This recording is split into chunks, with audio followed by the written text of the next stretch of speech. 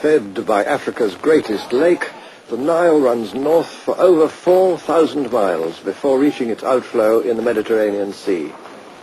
It's the longest river on Earth, and no river anywhere pushes on so relentlessly through mile after mile of vast and rainless desert regions, while tumbling down from the mountain plateau of Ethiopia.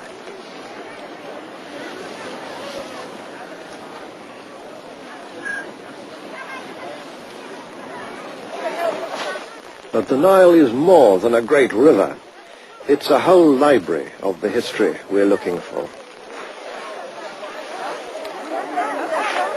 From the earliest times of human settlement along the river, some 10,000 years ago, the Nile was the giver of life to ancient communities who came to its banks and found on fertile soil that was enriched unfailingly, year by year, by the flood of silt. Those early people were among the ancestors of the Egyptians and the Sudanese of today.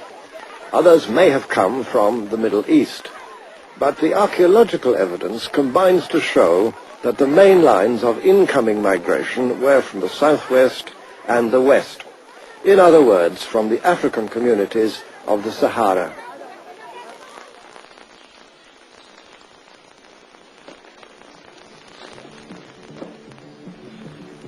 5,000 years ago, this homeland had already become the scene of a civilization in many ways unmatched anywhere else in the ancient world.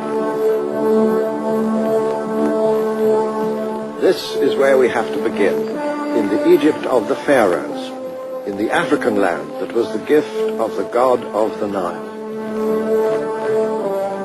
It's easy enough to believe within these corridors, built to a gigantic scale and yet wonderfully proportioned, that you've entered a world sprung complete from the lap of the gods. Egypt of the pharaohs was the greatest and the oldest and the most inventive of all the high civilizations of antiquity. And it flourished for 3,000 years. It set a pattern and example for peoples near and far. But where were its roots, its origins, its starting point? Most of us have believed or have been taught that the glories of the pharaohs could never have been created by African people or African ideas, because it's been said Africans could never have built a high civilization. Here reigned for dynasty after dynasty the kings who wore the double crown, the combined crown of Upper Egypt and of the Delta. But what had they to do with Africa?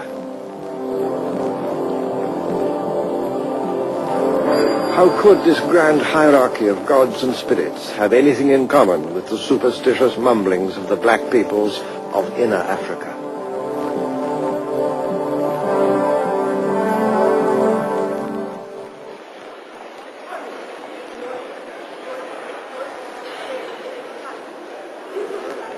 Wandering among the treasures of the Cairo Museum, it's easy to think of the Egypt of the pharaohs as a civilization complete within itself, owing little or nothing to outside influences from whatever source, entirely its own creation.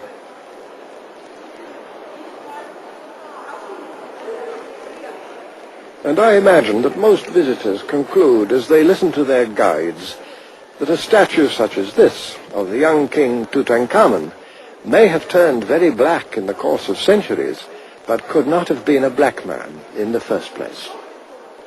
It's a view which is now increasingly under challenge, not least from African historians and archaeologists. One of the more outspoken of these is Professor Cheikh Anta Diop of Senegal, who has made a special study of the origins of the people of ancient Egypt. Contemporains des Égyptiens et même des philosophes du XIXe siècle. Voici, dans le tombeau de Ramsès III, au XIIe siècle avant Jésus-Christ, les 4 races connues des Égyptiens représentées sur le même plan. Ici, vous avez l'Égyptien, le type générique de la race, en noir charbon, si je puis dire, avec toutes ses particularités ethniques. Et sur le même tableau, vous avez le type indo-européen, représenté également, avec toutes ses différences par rapport au type égyptien, du point de vue de la couleur de la peau et du point de vue du vêtement. Et ici, vous avez les autres Africains qui habitaient à l'époque l'intérieur du continent représentés de la même façon que les Égyptiens. That particular painting, however, is a rare exception, the only one, as far as I know, that so clearly makes the professor's point. For the most part, the ancient Egyptians had themselves portrayed as reddish pink, but of course they intermarried with Asians, and even more with other Africans. Many of their noble ladies were Nubians, and lovingly portrayed as such. This painting comes from the tomb of Hemaka, clearly a black lady, with a handmaiden behind her, just as surely white.